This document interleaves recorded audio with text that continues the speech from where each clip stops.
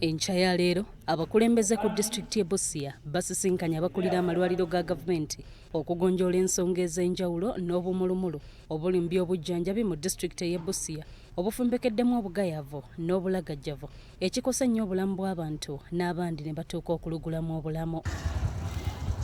Namagogwe Hajira, omubaka wa gavumenti e Busia, agamba nti enneeyisa y'abasawo mu malwaliro ga gavumenti esusse ogw'omulamuzi anti basaba abalwadde ensimbi okubakolako so nga kino kiri bweru w'amateeka agalungamya amalwaliro ga gavumenti. Tubawonize ku late coming okwidda leeti ku mirimu okuyidda ne bavaawo amangu okudoojinga okukola okuyiba eddagala n'okutoola ku bantu baffe essente.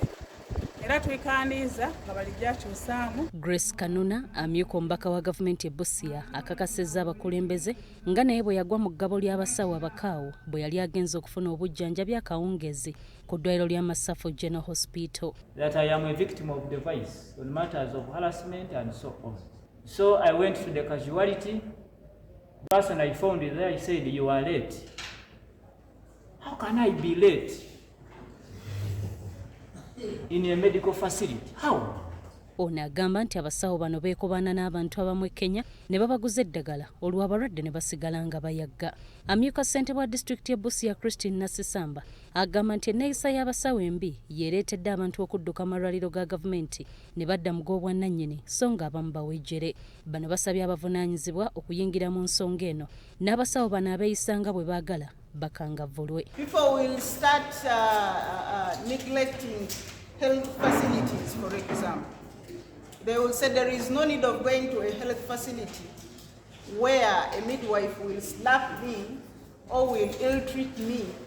Better I go to a traditional birth attendant. So I just request you to ensure that there is a good collaboration.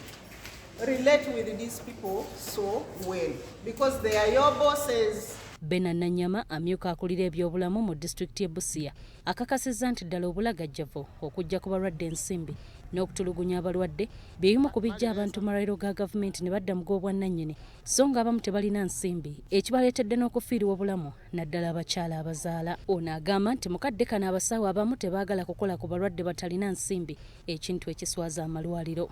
And then the one is causing maternal death. And you know I'm directly in charge of maternal death.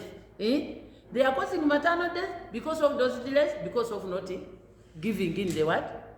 The money to save the lives of the what?